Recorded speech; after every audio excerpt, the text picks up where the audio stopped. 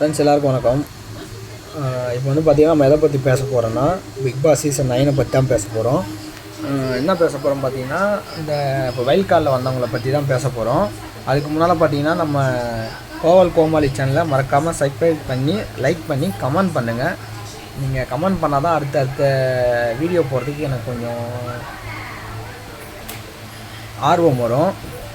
நீங்கள் மறக்காமல் பண்ணுங்கள். இப்போ வந்து பார்த்திங்கன்னா இந்த சாண்ட்ராவும் இந்த திவ்யாவும் சேர்ந்துக்கின்னு அந்த பிக் பாஸ் சீசன் 9 கேவலமாக ஆக்குறாங்க. இதுக்கு முன்னால் பண்ணிகிட்டு இருந்தாங்க, அது அந்தளவுக்கு பெருசாக போகல.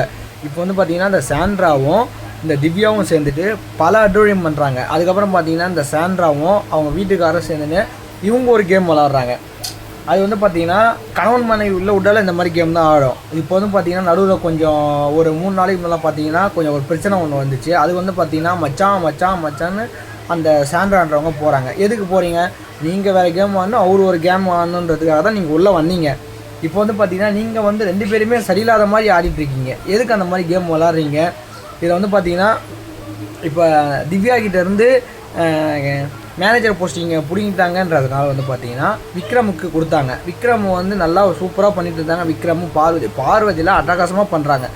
இப்போ வந்து பார்த்திங்கன்னா இவங்க 2 பேரும் இந்த மாதிரி பண்ணுறத வந்து பிடிக்காம சாண்ட்ராவும் திவ்யாவும் சேர்ந்துன்னு பயங்கரமாக பண்ணிகிட்ருக்காங்க. இதில் வந்து பார்த்திங்கன்னா இந்த ரம்யா வந்து அவங்க கூட சேர்ந்துன்னு இந்த செயின் ஜப் வச்சுன்னு விளாட்றாங்க. அதுக்கப்புறம் பார்த்திங்கன்னா இப்போ எல்லாம் முடிஞ்சிட்டு வந்து பார்த்திங்கன்னா ஸ்டாச்சு பொம்மையாக இருந்த சபரிக்கு போச்சு.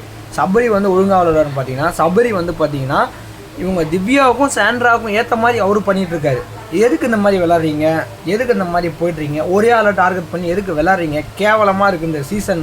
பிக் பாஸ் சீசன் 9 கேவலமாக இருக்குது.